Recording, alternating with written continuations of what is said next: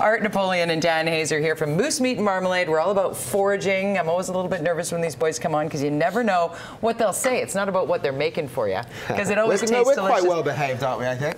Quite.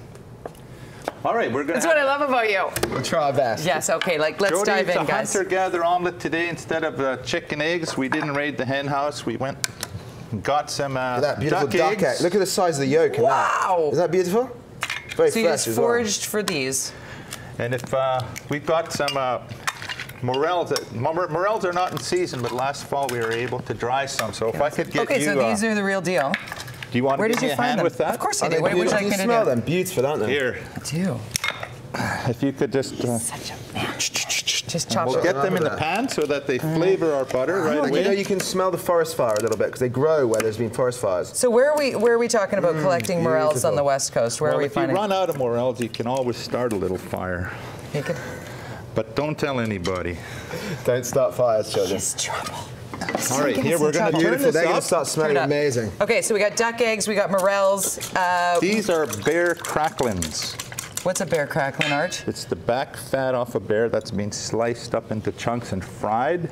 All the grease, a lot of the grease is out. Oh, yeah? It's quite good. We're going to melt a little. It is quite good. We're going to melt some of these right in there along with the mushrooms. You know what? There's nothing unpleasant about that, is there? It's no, almost, it tastes like pork crackling. Pork-like, yeah. Yeah. Very good. It's wild and healthy. Because many people... There's backlash about, oh, I've got to keep going, sorry. Many people have backlash about hunting bear, but when you're actually eating bear, when you're hunting for your food, when you're foraging for your food, that's... for the food, and it was done absolutely respectfully. Right. The bear was free and happy, wasn't raised in a cage. Hey, was out there eating berries. All right, are we ready? These eggs, they're ready to go. Put them in. Duck eggs, morel, mushrooms, and what did we call it? Bear crackling. Bear crackling, there you go.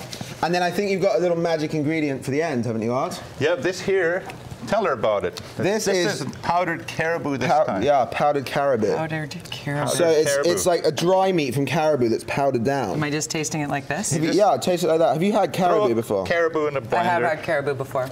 And this comes from the Northwest Territories. A bit more gamey, but you know, it's real natural. I mean, this is natural food. This is the thing. It's a wild bear, wild morels, wild caribou. You know, absolutely the healthiest food you can have. And that's what Moosemeat and Marmalade is really all about. When your show is on, it's Wednesdays, right? Wednesdays at 7. Wednesdays at 7. Check your local listings. Check your local listings because it changes all over the place. But you know, we go everywhere, yes. And not all of it's hunting and not all of it's fishing, but lots of it is. And we're looking at local ingredients and we're looking at how to utilize them.